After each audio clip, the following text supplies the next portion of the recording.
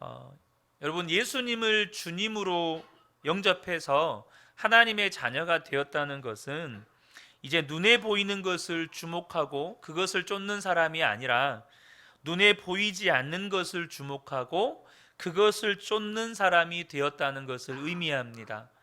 고린도후서 4장 18절에 보면 우리가 주목하는 것은 보이는 것이 아니요 보이지 않는 것이니 보이는 것은 잠깐이요 보이지 않는 것은 영원함이라. 아멘. 여러분, 이 말씀에 동의가 되십니까? 우리는 보이는 것을 주목하고 거기에 우리의 인생을 드리고 쏟고 하는 사람들 아닙니다. 우리는 보이지 않는 것을 주목하고 그것을 위해 달려가고 우리의 일생을 드리는 사람들이죠. 이런 비유가 적절하지 않다고 생각되지만 그래도 이해를 돕기 위해서 이 비유를 사용을 합니다. 우리 주변에는 시각 장애인들이 있습니다. 그분들은 눈으로 볼 수 없기 때문에 상대적으로 청각이나 다른 감각들이 일반인들에 비해서 더 예민하게 발달되어 있는 것을 보게 됩니다. 제가 처음 사역하던 교회에 시각 장애를 가진 형제가 있었는데요. 그 형제는 시각 장애를 가지고 있으면서도 재즈 피아노를 전공해서 지금 재즈 피아노 연주가로 활동을 하고 있습니다. 또 학교나 이런 곳에 가서 다양한 또 강연들도 하고 있고요.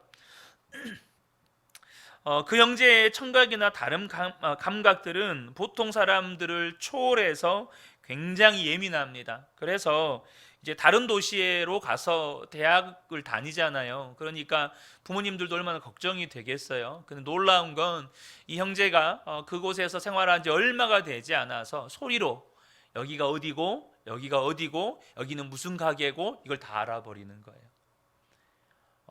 정말로 탁월한, 그러니까 다른 감각들을 가지고 있는 거죠.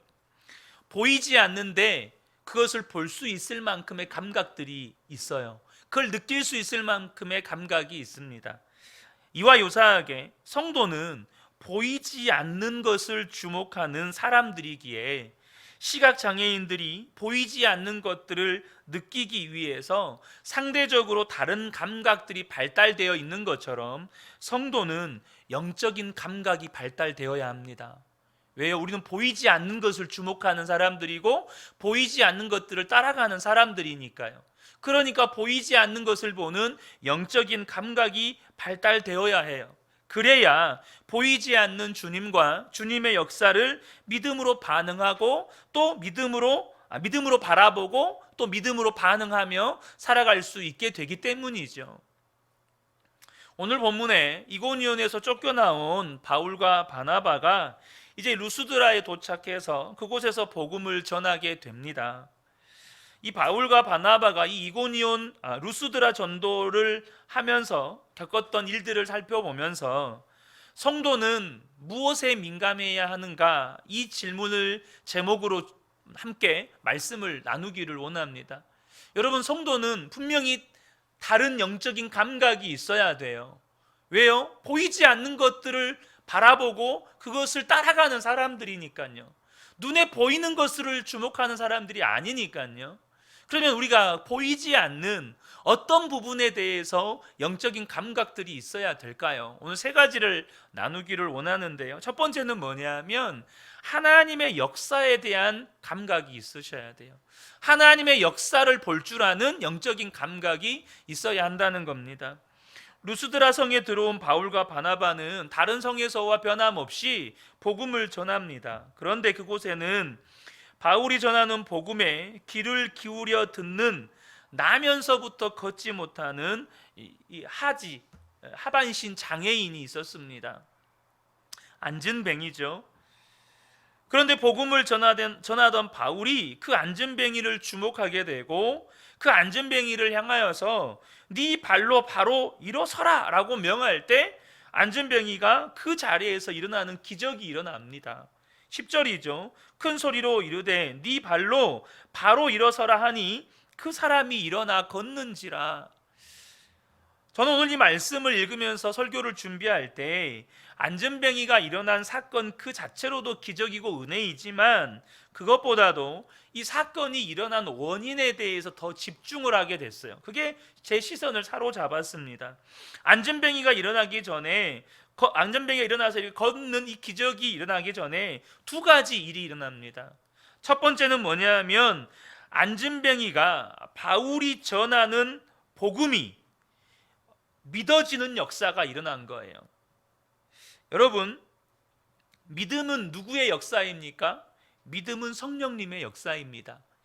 이 안진뱅이가 지금 성령님께서 사도 바울이 복음을 전하는 그곳으로 안진뱅이를 이끄셨고, 물론 사도 바울이 그곳에서 복음을 전하는 그 타이밍에 안진뱅이가 거기에 있었어요. 그러니까 성령님이 딱 그 타이밍에 그곳에 있게 하신 거예요. 하나님의 계획 가운데, 예비하심 가운데 있는 거죠. 그리고 복음을 듣고 있는 안진뱅이 안에 믿어지는 역사를 성령님이 일으키신 거예요. 여러분 여기 동의되신가요? 믿음은 성령님의 역사잖아요. 안진뱅이가 어떻게 처음 듣는 복음을 듣고, 생전 처음 들었어요 복음을. 근데 그건 믿어져요. 이게 무슨 일이죠? 성령님이 그 안에서 역사하시는 거죠. 그리고 두 번째 사건이 일어났어요. 두 번째 사건은 뭐냐면 이 안진뱅이 안에서 성령님이 지금 안진뱅이로 하여금 바울이 전하는 복음을 듣고 믿어지는 역사를 일으키셨는데, 사도 바울이 영적으로 민감하게 주목해서 그걸 봤다는 거예요. 지금 저 안진뱅이 안에 성령님께서 믿음의 역사를 일으키고 계시다는 것을 바울이 봤다는 거예요. 그리고 거기에 반응했다는 겁니다. 성령님께서 안진뱅이 안에 믿어지는 역사를 일으키시고 그 성령님의 역사를 사도 바울이 주목하여 보는 이 두 가지 사건이 일어난 거예요. 8절과 9절입니다. 루스드라에 발을 쓰지 못하는 한 사람이 앉아 있는데 나면서 걷지 못하게 되어 걸어본 적이 없는 자라. 바울이 말하는 것을 듣거늘, 이거는 성령님의 역사죠. 그리고 바울이 주목하여 구원받을 만한 믿음이 그에게 있는 것을 보고, 이것은 사도 바울 안에 있는 하나님의 역사에 대한 영적인 민감함입니다. 그 하나님의 역사를 볼 줄 아는 영적인 민감함이 이 사도 바울에게 있었다는 거예요. 사랑하는 성도 여러분, 하나님이 쓰시는 하나님의 사람들에게는 언제나 하나님의 인도하심, 하나님의 역사하심, 하나님의 말씀하심에 대한 영적 민감함이 있다는 거예요. 여러분은 하나님의 사람이신가요? 여러분은 예수님의 사람이십니까? 예수님의 사람, 하나님의 사람에게는 하나님의 역사하심을 보는 영적인 민감함이 있어요. 빌립 집사가 에디오피아 내시에게 복음을 증거하여 그가 구원받고 또 세례를 받게 할 수 있었던 것은 성령님의 말씀하심과 인도하심에 대한 영적인 민감함이 있었기 때문이에요. 사도행전 8장 26절에서 30절을 보면 26절에 주의 사자가 빌립에게 말하여 이르되 일어나서 남쪽으로 향하여 예루살렘에서 가사로 내려가는 길까지 가라. 그 길은 광야라. 성령님께서 빌립에게 지금 예루살렘에서 가사로 내려가는 길까지 가라고 말씀하셨고 비립이 그걸 들었어요. 그래서 거기까지 갔어요. 가보니까 누가 있죠? 에디오피아 내시. 에디오피아 내시 가 거기에서 성경을 읽고 있는 거예요. 이사야 말씀을 읽고 있는 거예요. 무슨 일이 난 거죠? 이 에디오피아 내시 안에도 성령님이 역사하고 계셨던 거예요. 그리고 그 에디오피아 내시를 보니까 또 성령님이 말씀하셔요. 29절에 성령이 빌립더러 이르시되 이 수레로 가까이 나아가라. 왜 에디오피아 내시가 예수를 믿는 구원의 역사가 일어났을까요? 분명히 에디오피아 내시 안에도 하나님의 말씀 이사야서를 읽게 하시는 역사가 있었지만 바로 그에게 가서 복음을 전하라고 말씀하시는 이 음성을 듣고 거기에 반응하는 빌립의 영적인 민감함이 있었어요. 빌립이 그 성령님의 음성을 듣지 못하고 성령님의 말씀에 반응하지 못했다면 에디오피아 내시는 구원받지 못했어요. 수요일에 빌립보서 말씀을 나누면서 사도 바울이 처한 상태가 여러분 어떤 상황이었습니까? 정말 감옥에 갇혀서 진짜 상황과 환경을 보면 완전히 사방이 막혀버린 상황 아닙니까? 밖에 나가서 전도도 할 수 없고, 더군다나 빌립보 교회에서부터 들려오는 소식은 어떤 사람 지도자 무리가 바울을 시기해서 바울을 향하여서 험담하고 바울에 대해서 안 좋은 소문들을 뻗뜨리고 자기들이 더 열심히 전도해서 바울이 가지고 있었던 그 교회의 지도자의 지위를 그들이 차지하려고 한다고 하는 그런 말을 듣고 있습니다. 그런데 놀라운 것은요, 사도 바울은 그러한 상황과 환경에서도 하나님의 뜻과 계획을 깨닫는 영적인 민감함이 있었습니다. 성령님께서 바울 안에 말씀해 주실 때 상황에 함몰되지 않고 환경에 함몰되지 않고 어떤 그 아무것도 보이지 않는 상황 때문에 하나님을 원망하고 불평하면서 언제까지입니까? 하나님 빨리 꺼내 주셔야 되지 않겠습니까? 나보고 여기서 죽으란 소리입니까? 그게 아니고 하나님께서 깨닫게 해주시는 하나님의 뜻과 계획을 듣고 깨닫는 영적인 민감함이 있었다는 거예요. 그곳에서도 사도 바울은 하나님의 역사를 보았어요. 그러니까 시험을 넉넉히 이기고 오히려 기뻐한다라고 고백을 하죠. 사랑하는 성도 여러분, 성도에게 필요한 첫 번째 영적인 민감함은 뭐냐면 하나님의 역사에 대한 민감함입니다. 우리는 보이지 않는 것을 따라가는 사람들이에요. 그러면 보이지 아니한 육신의 눈으로는 볼 수 없는 하나님의 역사를 볼 수 있는 영적인 민감함이 있으셔야 돼요. 여러분 오늘 하루를 살아오시면서 하나님께서 지금 역사하시고 계신다는 것을 혹시 느끼셨나요? 깨달으셨나요? 하나님은 우리를 한 번도 떠나신 적이 없잖아요. 예수님 우리 안에 계시잖아요. 그러면 여러분 주님은 반드시 우리의 삶에 지금 일하시는 것이 있어요. 내가 못 볼 뿐이에요. 내가 깨닫지 못할 뿐이에요. 하나님은 쉬지 않으시는 하나님이십니다. 주무시지도 졸지도 아니하시는 분이세요. 근데 우리가 보지 못한다는 건 우리 안에 그 영적인 감각이 지금 잠들어 있다는 뜻입니다. 두 번째는 뭐냐면 사도 바울이 어떤 부분에서 이 영적인 민감함을 가지고 있었냐면 죄의 유혹에 대한 영적인 민감함을 가지고 있었다는 겁니다. 죄의 유혹. 다들 알다시피 바울이 안진뱅이를 일으킨 사건은 이 루스드라 성에 일대 소동을 가지고 옵니다. 11절부터 13절에 보면 사람들이 이렇게 반응을 합니다. 무리가 바울이 한 일을 보고 루가오니아의 방언으로 소리질러 이르되 신들이 사람의 형상으로 우리 가운데 내려오셨다 하여 바나바는 제우스라 하고 바울은 그 중에 말하는 자이므로 헤르메스라 하더라. 시외 제우스 신당의 제사장이 소와 화환들을 가지고 대문 앞에 와서 무리와 함께 제사하고자 하니, 뭔 말인지 아시겠죠? 지금 안진뱅이가 일어난 기적을 목격한 이 루스드라 사람들이 그들이 믿는 제우스와 헤르메스가 사람의 형상으로 우리 가운데 내려왔다고 믿고 바울과 바나바를 신격화해서 지금 제사를 드리려고 하는 거예요. 그도 그럴 것이 이 루스드라 사람들은 한 가지 전설을 믿고 있었는데요. 그들은 이 두 신, 그러니까 제우스와 헤르메스라고 하는 이 두 신들이 한때 이 도시에 왔었는데 이 도시에 있는 노 부부 한 쌍을 제외하고 모든 사람들이 이 신들을 환대하지 않은 거예요. 그러자 이 두 신이 노 부부 한 쌍을 제외하고는 그 도시 사람들을 다 죽이고 이 노 부부에게만 상을 주었다는 전설이 있어요. 이걸 믿고 있어 이 사람들이. 그래서 지금 바나바와 바울이 행한 기적을 보고 지금 그들은 제우스와 헤르메스가 이 도시 가운데 왔는데 과거에 그 두 신을 환대하지 않았다가 도시 사람들이 다 죽었는데 이번에도 그러면 큰일 난다. 그래서 그들은 그 전설 때문에 이 바나바와 바울에게 지금 이런 것들을 하는 거예요. 여러분 이때 바울과 바나바의 반응이 무엇입니까? 두 사도 14절 15절입니다.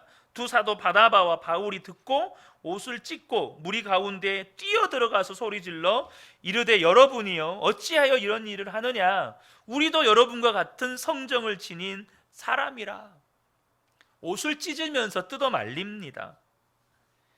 그들은 이것이 즉각적으로 죄의 유혹인 것을 깨닫고 즉시 그것을 저지하고 뿌리칩니다. 그들이 루가오니아 방언으로 처음에 소리를 질렀기 때문에 바울과 바나바도 처음에는 이게 뭔 말을 하는지를 몰랐던 것 같아요. 처음에는. 근데 이제 돌아가는 모양새를 보니까 지금 두 사람을 이제 제우스와 헤르메스로 섬기려고 하는 이 난장판이 우상 숭배의 당사자가 돼버리는 현상이 벌어져 버리는 거죠. 그래서 옷을 찢으면서, 이 옷을 찢는 것은 참담한 심정을 가리키는 유대인들의 전통입니다. 근데 여러분 이 상황을 곰곰이 지켜보시면서 저라도 그런 상황이면 당장에 그런 죄의 유혹을 뿌리칠 수 있을 것 같습니다. 혹시 이런 생각하시는 분 계신가요? 아마도 사실 저도 이 부분에 이 당시에 대한 배경 지식이 없다면 그런 생각을 했을 것 같아요. 누가 자신을 신으로 숭배한다는데 이 사람들 미친 거 아니야? 막 저도 가서 뜯어 말릴 것 같은데요? 여러분 근데요, 당시의 시대적 배경을 조금 여러분이 이해하셔야 돼요. 2000년 전에는 전 세계 대부분의 나라와 민족들이 재정일치 사회라고 말을 해도 과언이 아닙니다. 정치와 종교는 하나였습니다. 그래서 당시 종교적인 영향력, 심지어는 마술사나 점술가들은 대단한 지위와 영향력을 행사하던 시대입니다. 지금도 여러분 아프리카나 밀림 원주민들을 가면 그 부족에 강력한 영향력을 행사하는 사람들이 무당들이나 이런 점술가들입니다. 여러분이 사도행전을 쭉 읽어오면 바나바와 바울 1차 전도 여행팀이 구브로 섬 전도를 할 때 구브로 섬 마지막 전도가 총독 서기오 바울을 전도할 때입니다. 그런데 그 옆에 누가 있었죠? 마술사 엘루마가 있었어요. 이 마술사 엘루마가 이 총독 서기오 바울에게 영향력을 행사하던 여러분 마술사였습니다. 그 섬을 다스리는 사람에게 강력한 영향력을 행사하던 사람이었어요. 그러니까 그 도시의 최고의 권력과 부와 실세를 가진 존재들 중에 한 사람이 이들입니다. 제사장들 혹은 이런 마술사들. 그런데 그것을 뛰어넘어서 바울과 바나바는 그것들과는 비교도 안 될 만큼 그들이 믿는 신들로 받들어질 상황입니다. 여러분 이것은요, 이 시대의 재물과 성공의 유혹과도 같은 겁니다. 여러분의 자녀가 두 회사에 동시에 최종 취직 시험에 합격을 했습니다. 한 회사는 연봉 10억 원, 한 회사는 연봉 3천만 원. 그런데 연봉 10억 원을 주는 회사는 주일 성수를 할 수가 없습니다. 그리고 연봉 3천만 원을 주는 회사는 주일 성수를 할 수 있습니다. 자, 여러분의 자녀들에게 어느 회사를 가라고 권면하시겠습니까? 그런 일을 안 겪어봐서 아직은 모르시겠습니까? 여러분 자녀에게 딱 1년만 눈 딱 감고 1년만 다니고 퇴사해라, 그리고 3천만 원 주는 회사로 가라, 이러실 겁니까? 저희 하은이가 1, 2학년 정도 그 무렵이었던 것 같습니다. 피아노를 배우고 싶어 해서 피아노 학원을 다니게 되었는데요, 당시 저희 어머니가 다니시던 교회 권사님 딸이 피아노 학원을 운영을 했습니다. 목회자 자녀라고 그냥 무료로 가르쳐 주겠다고 오라고 해서 아이를 그곳에 보내게 되었습니다. 얼마간 배운 후에 이 학원 선생님께서 하은이를 대회에 내보내면 어떻겠느냐고 권유를 하셨어요. 저희가 하은이 의향을 물어보고 대회에 나아가고 싶다고 해서 아무 기대도 하지 않고 좋은 경험이려니 하고 그냥 내보냈습니다. 예선이 치러진 토요일, 그런데 하은이가 연습 때 그렇게 틀리던 것을 대회에서 한 번도 안 틀리고 완주를 해버렸습니다. 그래서 하은이가 본선에 나갈 수 있는 자격을 얻게 됐습니다. 그래서 선생님도 욕심이 생기셨는지 이제 본선에 진출하게 됐으니까 학원 PR도 되고 얼마나 좋겠어요. 주일에 있는 본선에 내보내지 않은 것이었습니다. 그때 저희가 거절했습니다. 대회에 나가서 입상하는 것보다 하은이가 주일을 성수하는 것이 더 중요하다고 여겼기 때문에 거절했습니다. 이것이 기분이 나쁘셨는지 피아노 선생님께서 제가 하은이를 가르치는 건 여기까지인 것 같습니다 하고 하은이를 가르치는 걸 거부하셨습니다. 제가 얼마 전에 예배 시간에 어떤 교회의 집사님 이야기를 잠깐 한번 해드렸을 겁니다. 그 기도원 원장님으로부터 어떤 조언을 받았다는 그 집사님 이야기 제가 잠깐 해드렸었죠. 이 집사님의 딸이 미스코리아 광주 예선에 나갈 정도로 외모가 출중합니다. 그런데 이 집사님 딸이 믿지 않는 남자를 만나게 되었습니다. 만나게 해야 되는지 결혼시켜야 되는지 이 기도원 원장에게 물었습니다. 기도원 원장이 그 남자와 결혼시키는 것이 복이라고 했다는 겁니다. 왜냐하면 그 남자가 돈이 많기 때문에 그 남자로 인해서 가정에 묶인 재정의 문제가 풀리게 될 것이라고 했다는 거예요. 그리고 그 딸과 남자는 그 남자는 결혼식도 하기 전에 아이를 갖게 되었고 혼인 신고를 하게 되었습니다. 문제는 그래도 이 자매가 예수님을 믿고 하나님을 바라보고 믿음으로 살려고 했던 자매입니다. 근데 이 딸의 입에서 이제 무슨 말이 나오냐면 자기가 결혼하면 이 집안이 불교 집안이고 남편이 예수 믿는 것을 싫어하기 때문에 자기도 이제는 하나님을 떠나야 될 것 같다고, 더 이상 신앙생활을 할 수 없을 것 같다고 말을 했다는 거예요. 그리고 이 남편 집안에서 시어머니는 며느리를 위해서 천도제를 지냈다는 겁니다. 천도제가 뭔지 아십니까? 저도 천도제라는 말을 듣고 인터넷 한번 찾아봐서 잘 모르니까, 불교는 윤회 사상을 믿잖아요. 근데 그 전생 후생 이렇게 윤회를 하면서 악업을 쌓잖아요. 그 악업을 씻어내는 그 제사, 그걸 천도제라고 한답니다. 그러니까 이 자매를 위해 악업을 씻는 제사를 이미 시어머니가 드렸다는 거예요. 그럼 충격 아닙니까? 여러분, 돈 많은 남자 만나는 거 복입니까? 근데 그 남자가 한 달에 1억 원씩 친정에 갖다 줄 수 있어요. 1억 원씩. 예를 드는 겁니다. 그 남자가 한 달에 1억 원씩 친정에 갖다 줄 수 있어요. 제가 대학 다닐 때 같은 교회에 다니면서 사범대 지리교육과를 전공했던 선배 누나가 있었습니다. 당시에는 임용시험을 주일에 치렀습니다. 그리고 제가 대학 다닐 때만 해도 97년도에 IMF가 터졌기 때문에 사범대 교대로 왕창 학생들이 몰리던 시절이었습니다. 그런데 그 상황에서 지리교육과는 임용시험에서 거의 소사를 안 뽑아왔어요. 그러니까 임용시험 한번 TO가 난다 하면 그 해에는 엄청나게 진짜 봉을 잡은 해다 이렇게 말할 정도로 지리교육과는 안 뽑아왔어요. 그런데 이 선배 누나가 믿음으로 결정한 게 있습니다. 하나님, 저 임용시험이 주일에 치러지면 저 교사 임용 포기하겠습니다. 저는 교사 임용보다 주님이 더 소중하고 주일을 지키는 게 더 중요합니다. 이렇게 믿음으로 결단했습니다. 그런데 놀랍게도 그 선배 누나가 임용시험을 본 해에 임용시험이 토요일로 바뀌었습니다. 더 놀라운 것은 그게 하나님이 하신 일이란 것을 이 선배 누나에게 가르쳐 주시려는 사인이었는지 그 다음에는 다시 주일로 바뀌었습니다. 그 해만 토요일 날 치렀습니다. 그리고 그렇게 안 뽑던 지리교사 임용을 광주에서만 5명을 뽑았습니다. 당당히 합격했어요. 누군가는 우연이라고 말하지만 그 선배 누나에게는 평생의 간증이고 교사로 평생 살아가면서 자신이 왜 교단에 설 수 있게 되었는지를 늘 돌아보게 만들어주는 영적 표징이 되었습니다. 그리고 그 당시에 지리교사 임용시험에 합격한 다른 4분들은 어쩌면 그 선배 누나의 믿음의 결단과 기도 때문에 혜택을 받은 수혜자인지도 몰라요. 그렇게도 안 뽑던 지리교사를 5명이나 뽑아가지고 덤으로 합격했는지도 몰라요. 여러분, 사도 바울이요, 죄의 유혹에 대해서 굉장히 민감했습니다. 이것이 죄인 것을 깨닫는 그 순간 그 모든 것을 뿌리쳤습니다. 여러분 어떻습니까?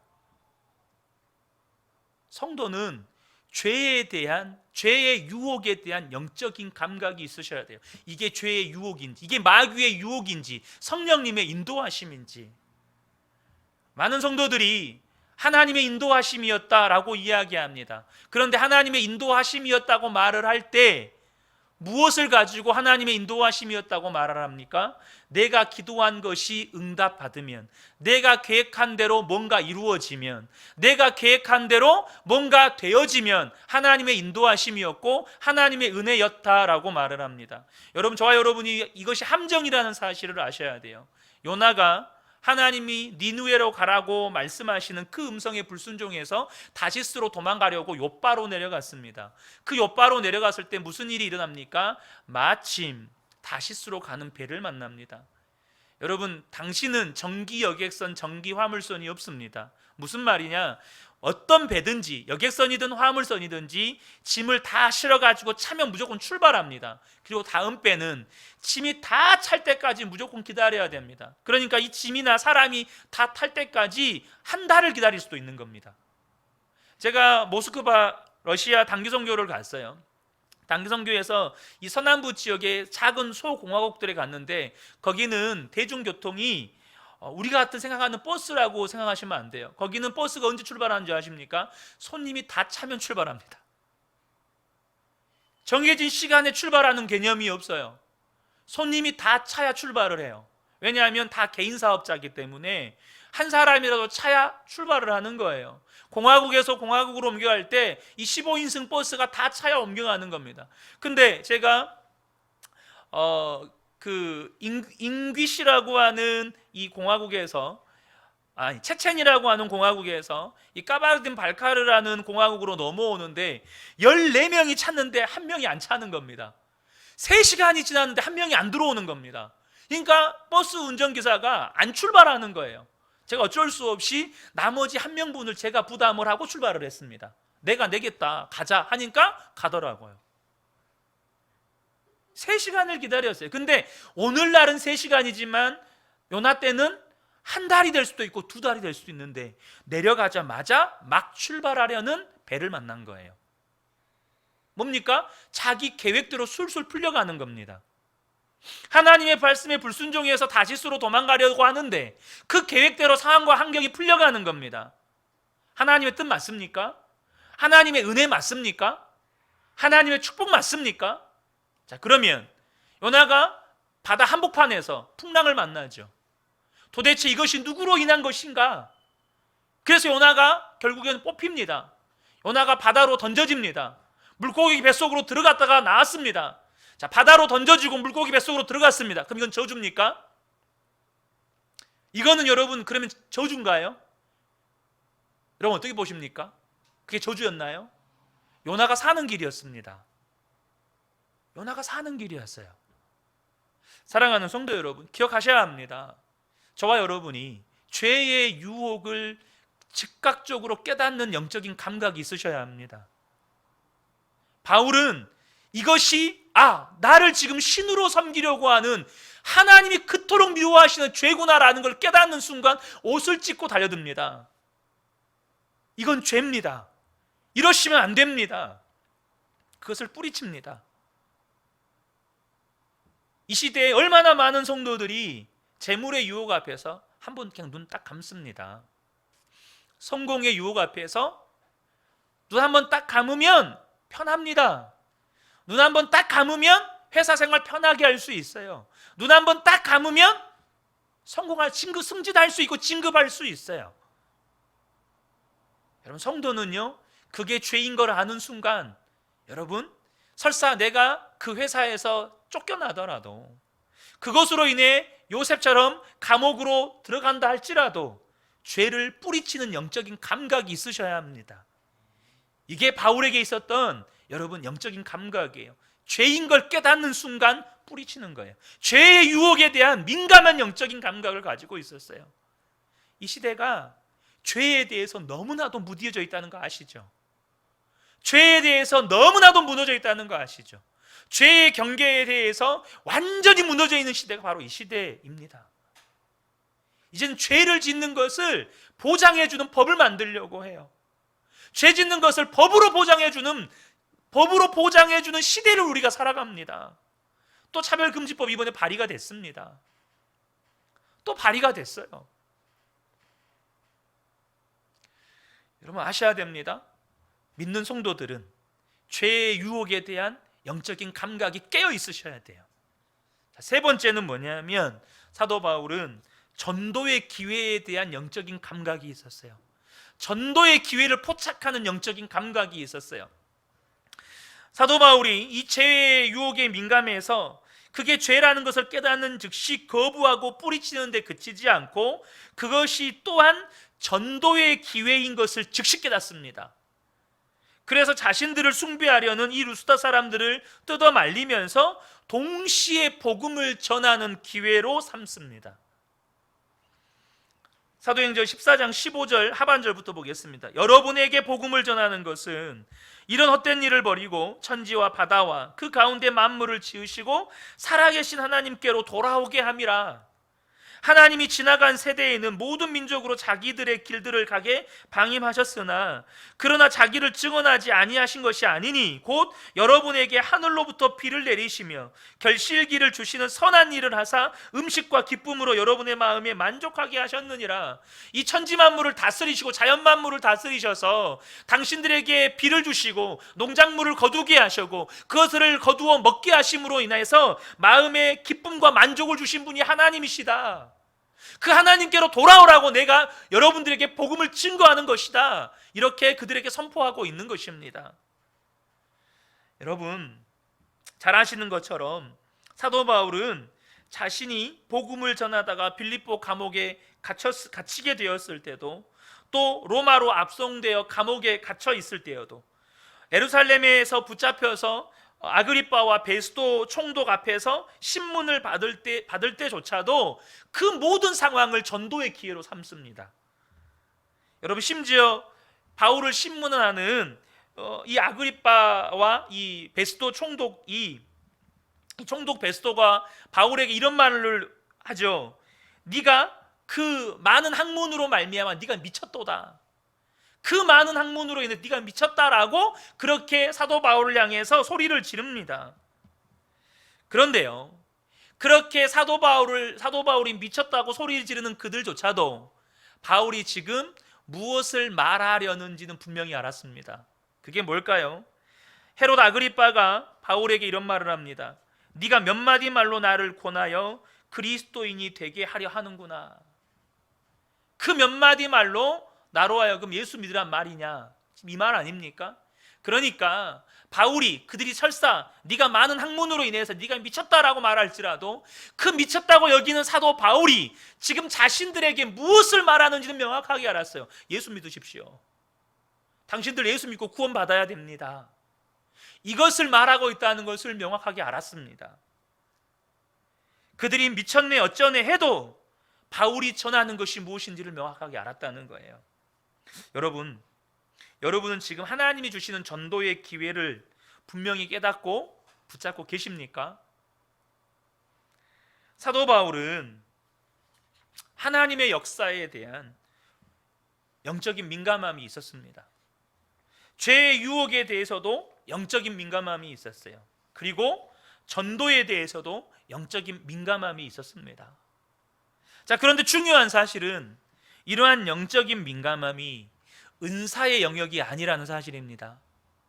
사도 바울이 어떤 영적인 민감함의 은사를 가지고 있어서 하나님이 역사하시는 것을 그 즉각적으로 보고 캐치하고 이런 영적인 민감함의 은사가 있어서 죄의 유혹에 대해서 즉시 깨닫고 영적인 민감함이 있어서 영적인 민감함이라고 하는 은사가 있어서 전도의 기회를 즉시 포착한 게 아니라는 겁니다. 여러분, 이 영적인 민감함은 은사의 영역이 아니고 관계의 영역이라는 거예요. 무슨 관계예요? 예수님과 친밀함의 관계의 결과물이라는 겁니다. 예수님과 친밀함의 관계의 결과물이라는 거예요. 우리는 이것을요, 우리 일상의 삶에서 얼마든지 목격합니다. 무슨 말이냐? 내가 무언가에 민감하다는 말은 그 무언가와 내가 그 무언가와 민감할 수 있을 만큼 수많은 시간과 열정과 어떤 내 헌신을 들여서 관계를 했다는 거예요. 내가 어떤 영역에서 민감하다는 거. 아마 다들 경험해 보셨을 겁니다. 저는 오랫동안 행정 업무를 봐왔거든요. 오랫동안 행정 업무를 봐와서 군대 때부터 행정 업무를 가진 사람, 행정 업무를 해본 사람들이 민감한 건 뭐냐면 전화 벨소리입니다. 전화 벨소리예요. 저 멀리 떨어져 있어도 사무실 전화 벨소리가 들립니다. 사무실 전화 벨소리가 들려요. 교회에서 사역을 하다가도, 밖에서 뭐 일을 하다가도 사무실에서 울리는 전화 벨소리가 들려요. 이제 막 사역을 시작한 전도사님들은 못 듣습니다. 못 들어요. 저만 들어요. 그럼 전 열심히 뛰어갑니다. 그것도 지금도 이게 몸에 배어 있어서 제가 가끔씩 잠깐 피곤해서 사무실에서 약간 눈을 붙일 때가 있거든요. 핸드폰이 울리지 않아요? 깜짝 놀라서 깹니다. 깜짝 놀라 깨요. 우리나라 유명한 요리사 중에 한 분인 그 중식 요리사 이연복 셰프 잘 아시죠? 수십 년을 요리한 요리사는 음식에 대해 민감합니다. 음식의 향, 맛, 재료의 상태, 재료의 손질 방법, 그것의 어떤 조리 과정과 순서들 그 하나하나에 엄청나게 민감합니다. 그 이연복 셰프가 제가 어느 방송 프로그램에서 이연복 셰프가 운영하는 그 중식당을 부산에다 지점을 오픈을 했더라고요. 그리고 그곳에는 아들과 다른 제자 셰프들이 요리를 하는데 이 이연복 셰프가 일주일에 한두 번 부산에 내려가는 거예요. 그런데 이 방송에서 하루는 예고도 없이 부산 지점에를 내려갔습니다. 그러니까 이제 다른 제자들과 아들이 깜짝 놀란 거예요. 아버지가 연락도 안 오고 오시니까. 그래서 이제 다시 또 이 요리하는 것들을 점검을 하는 거죠. 근데 이연복 셰프의 눈에 하나가 포착이 됐습니다. 저는 그게 어떤 요리인지는 잘 모르는데 소스를 만드는 과정이었는데요.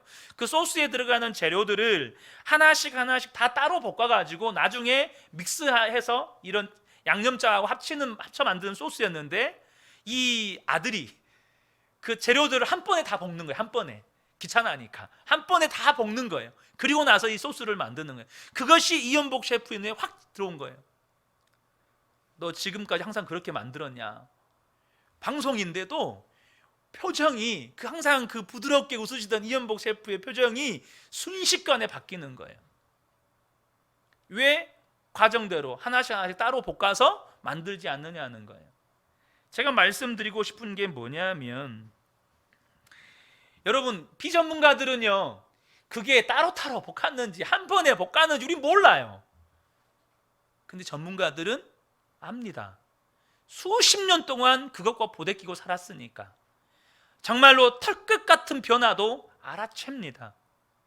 이게 뭘 말하는 거죠? 주님의 역사하심에 민감함, 죄의 유혹에 대한 민감함, 전도의 기회에 대한 민감함은 은사의 문제가 아니라는 거. 어떤 은사를 받았기 때문에 내가 그것을 민감하게 캐치하는 게 아니라는 겁니다. 그것은 주님과의 친밀함의 관계 속에서 나오는 열매라는 거예요. 여러분, 내가 누군가를 사랑하면 거기에 집중하게 되어 있습니다. 누군가를 사랑하게 되면 거기에 집중하게 돼요. 어떤 일을 사랑하게 되면 그 일에 집중하게 됩니다.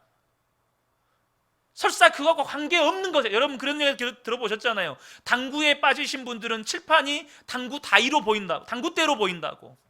선생님이 그리는 삼각형이 쓰리 쿠션으로 보인다고. 그런 말 들어보셨잖아요. 마찬가지입니다. 차라리 당구를 배울지언정 당구 뭐라 그러죠? 다이를 사라 이런 말을 하잖아요. 저와 여러분 마찬가지입니다. 여러분 이 민감함이라고 하는 문제는 은사가 아닙니다. 오직 주님과의 친밀함에서 나오는 관계의 열매인 겁니다. 내가 얼만큼 주님을 사랑하는지, 내가 얼만큼 주님과 함께하는지, 내가 얼만큼 주님과 동행하는지, 내가 얼만큼 주님을 바라보는지, 내가 얼만큼 주님께 집중되어 있는지, 그것에 따른 결과물이 하나님의 역사하심에 대한 민감함, 죄의 유혹에 대한 민감함. 그거 너 죄야 라고 말씀하시는 주님이 지금 내 안에 계신다는 거예요. 지금 네가 복음을 전할 때야 라고 말씀하시는 주님이 내 안에 계시는 겁니다.